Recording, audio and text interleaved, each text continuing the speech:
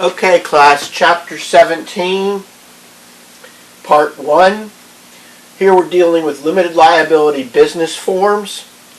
Okay, let me start off with an introduction by saying that over the course of the last 40, 50 years or so, but more so in the last 20 years, the public policy of the governments has been to try and make it easier for people to do business.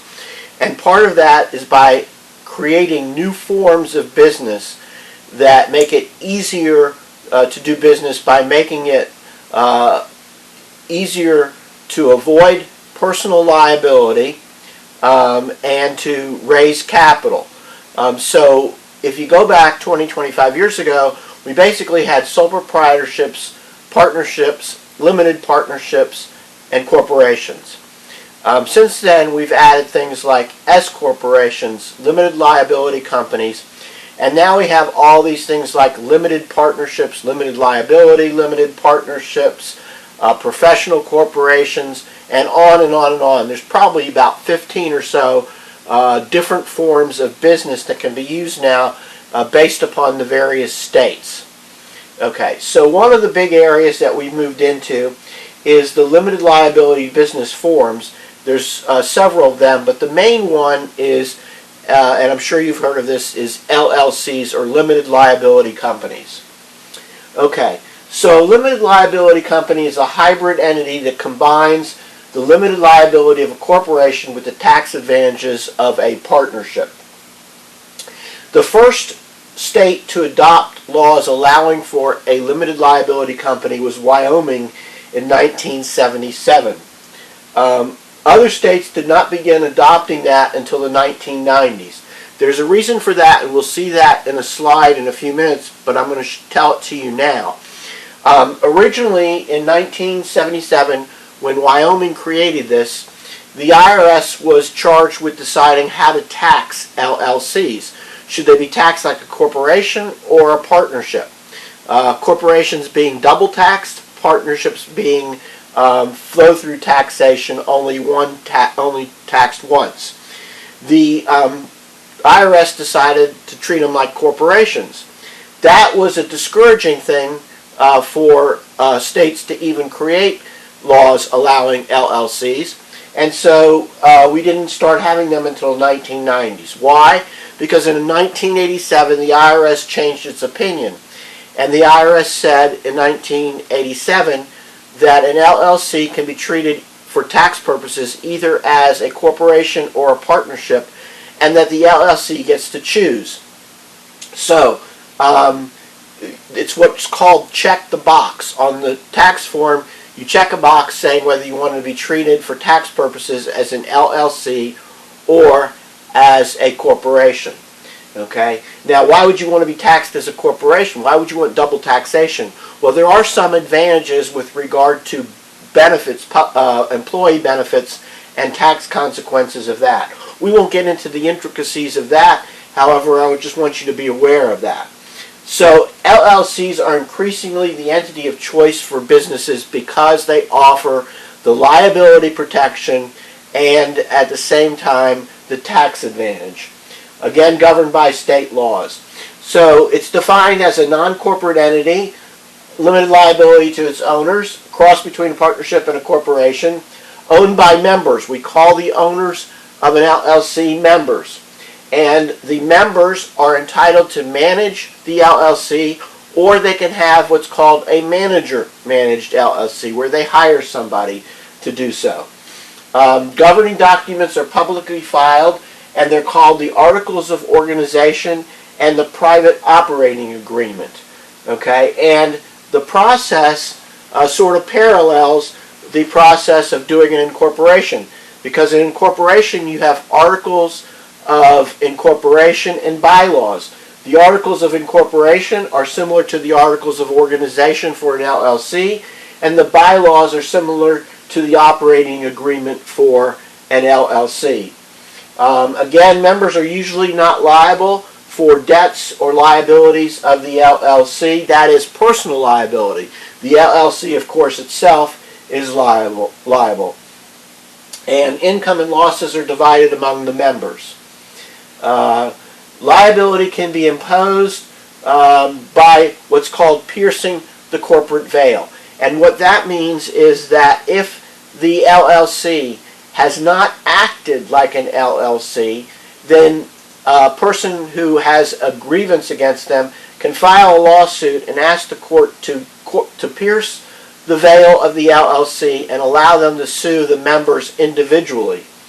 Okay, so some of the things that lead to piercing the corporate veil are when the LLC continues to act like a sole proprietorship or a partnership.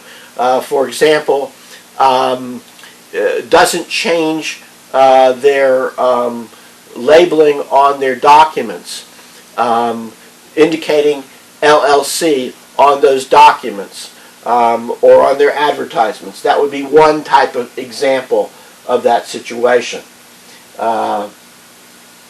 Okay, so here's some repetition of that. Full protection against tort and contract liability for the members. Member managed or manager managed, must conform to state statutes, governed by its operating agreement. The only thing that usually or one of the things that requires unanimous consent of the members is the adding of a new member, and the disassociation. If a member leaves, either voluntarily or involuntarily, it doesn't end the LLC. And again, pass-through taxation, single taxation as opposed to double taxation. Okay. It's a legal entity distinct from its owners. It can exist indefinitely. Death of an owner or a member doesn't end it. Limited liability, flexible management. You can transact business in other states, and foreign investors are allowed.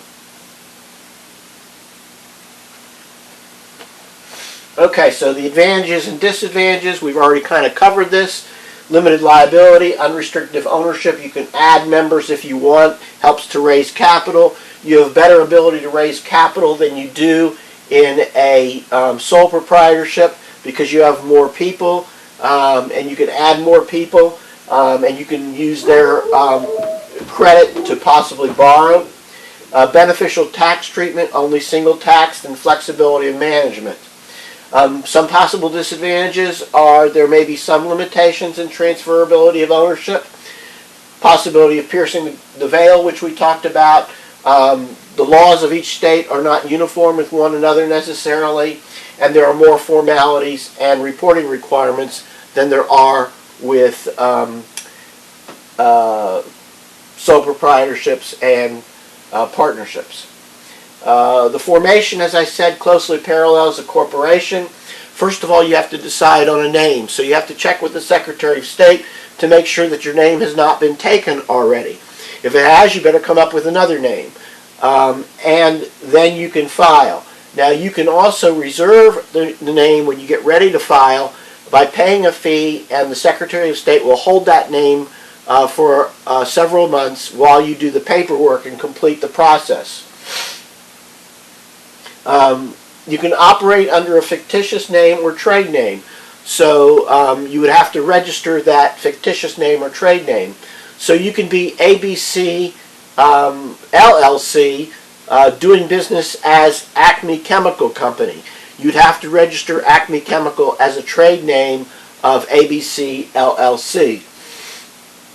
You're formed with your articles of incorporation that are filed with the Secretary of State. Believe it or not, the actual requirements are very simple. There's about 4 or 5 things that you need to include. You can have additional ones if you want, but to meet state law and to get the Secretary of State to approve you, you only have to have about 5 things in your articles of organization. The owners are called members. Their ownership is called an interest, not a share. In a corporation, it's called a share. In a corporation, the owners are called shareholders. Members can include individuals, corporations, trusts, or other entities. And you can form it for almost any purpose in any state, and Georgia has very few, if any, limitations on that. So as I just said, There's only a few requirements that you need to have when you file your articles of organization with the Secretary of State. The name, address, the initial agent, the name and address of each organizer, whether you're going to be member managed or manager managed, and whether you're going to exist perpetually. We already talked about these two things. Equal rights to manage, reimbursement for liabilities incurred for the members. So if you're a member and you incur a cost or some expense, you're entitled to be reimbursed by the LLC.